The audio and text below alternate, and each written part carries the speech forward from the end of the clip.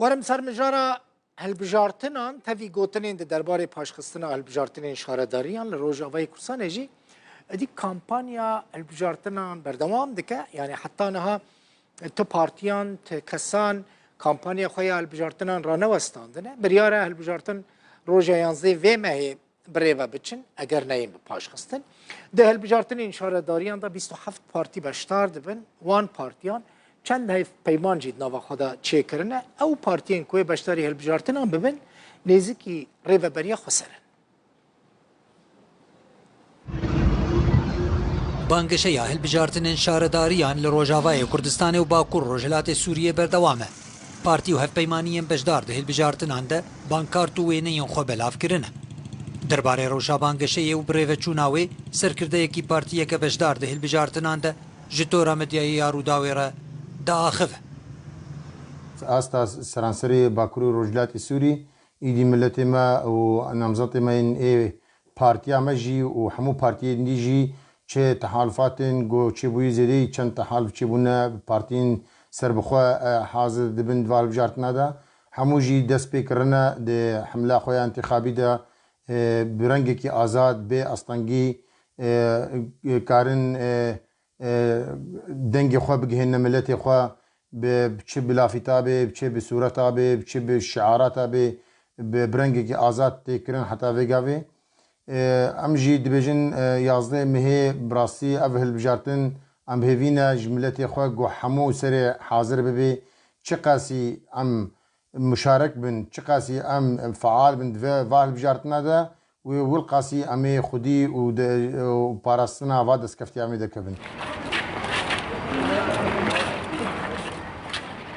Di hilbijartinên herêma Bakur Rojhilatê Sûriyê de sê pêkhateyên sereke Kurd, Ereb û Kristyan beşdar in. 4 lîsteyên têkel hene. 2 lîsteyên xwar û Kurd hene ew jî ev in lîsteya Partiya El Wehde bi tena xwe ye, lîsteya hevpeymaniya 5 partiyan jî heye. Em hêvî dikin milletê me hemû yazdeyê mehê de hazir bibe û heta weka gotî milletê me jî murşehînê me jî weka Partî Demokratîk Kurdistanê Sûriya gelek ciha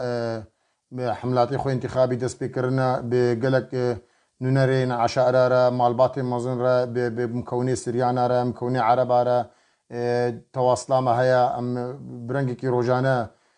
programekî me pir dirêj heye ev çend rojan me dest pê kiriye ji bo ve gingeşeyan hilbijartinê ji bo vê jî tê astengî û bi rengekî azad hemû partiyên siyasî jî û hemû ev tehalfatê gohatine kirin jî bi rengekî azad îda dest pê kirine ev çend roja heta dihê mihê wê berdewam. Banggeşeya hilbijartinê heta demjimêr şeşê êvara de hê hezîrana 2024 berdewam dike. Lê piştî wê nabe banggeşe bêkirin. Di roja din de jî ango yazdeya hezîrana 2024 xelk wê deng bidin ji bo piştre bênaskirinkî serkeftiyên van hilbijartinan. Xalid Cemîl Mihemed, Rûdaw. Ve haftaya podcasta nuya çaveseyem hata weşandin mijara ve helwestê nav dewletî, helwestê nav herêmî, nav xweyî bûn li ser hilbijartinên şaredariyan li roj avayê Kurdistanê. Asên Umer ev mijar bi mîvanê xwe bi Diktor Rizgar Qasim ra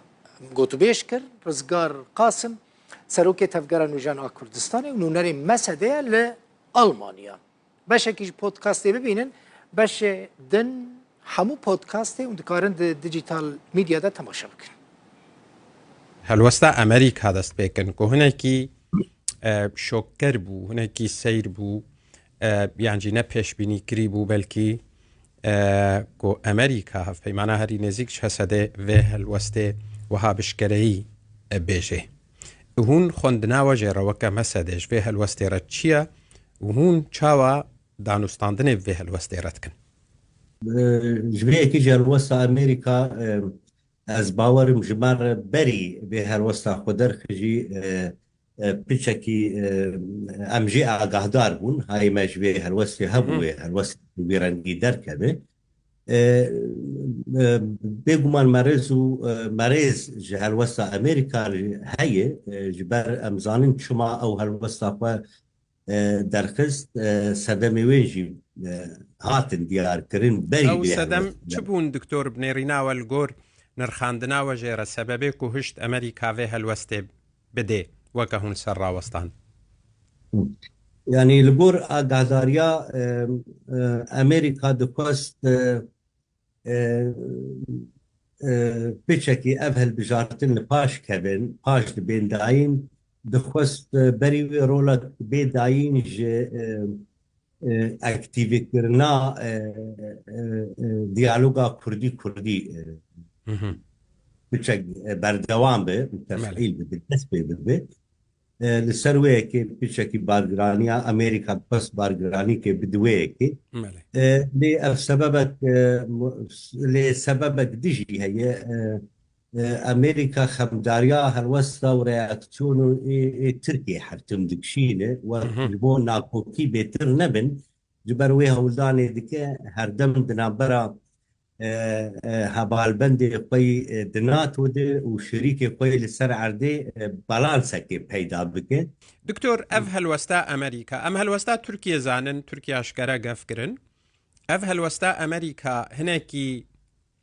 ڕێژ تورکیارە ناوەکێک کۆ گەفێ خوا بپراتیک لە دژی ڕۆژاوای کوردستانی و باکوور ڕۆژهەڵاتی سووریا پێک بینێ؟ يعني تركيا مشكلة ما براسي مشكلة ما بتركيا نه مشكلة هالبجارتناي مشكلة ما بتركيا نه مشكلات دو بير يعني أب كان صالي بشتي 1011 مشكلة ما بتركيا رهيبة خبردن ديروكي و جكم دانش ده سالا يعني از نبيجم زيدي 100 سالية تركيا قف و سياستك قريج وجينوسايد لديش برسا كرد لحمي دافري كردات كأرمان شوارة ام هالبجارتن باي مثلا بري هالبجارتن اجي او بالافر قيب بدروني بنية تحتي يا روجابا تر أرمان شبارة روجانا بالافر و كسي سبيلو وجالكمان سياسي بأرمانج دكي مشكلة ما بتركي براسي أبي لأمنكار المصيري قو نافشا قو جريدن بقفين تركيا قفين تركيا وبردوان بن ام جيني كان جبو قفي تركيا براستي واف تهديد تركيا دده هك ام قاربن وين مجامله بكن هك ام دسي فهدن وام تركيا استسلام نا